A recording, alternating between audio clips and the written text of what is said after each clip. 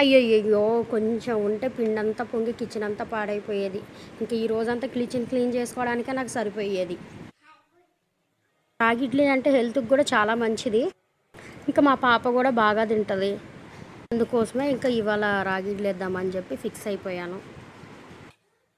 చక్కగా ఇడ్లీ రేకులకి నెయ్యి రాసి మా ముగ్గురికి సరిపడా 3 ప్లేట్లు ఇడ్లీ అయితే వేశాను. ఇంకా అప్పుడు చెప్తున్నాడు మా ఆయన, కూల్ డ్రింక్ తాగినంత కూల్‌గా, కాఫీ తాగినంత తాపీగా నాకు ఇడ్లీ వద్దు, నేను బయట తింటానని చెప్పి. అప్పటికప్పుడు వేరే టిఫిన్ చేయడానికి కూడా టైం లేదు, లేట్ అవుతుంది. అందుకే నేను అదే పిండితో దోశ మంచిగా వేసాను.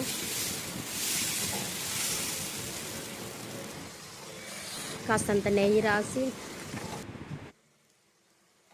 ఆనియన్స్ కూడా వేసి మంచిగా రోస్ట్ చేశాను దోశని. ఇంకా మా ఆయనకైతే మంచిగా 2 దోశలు అయితే వేసేసి పీనట్ చట్నీ వేసేసి ఇచ్చేసాను.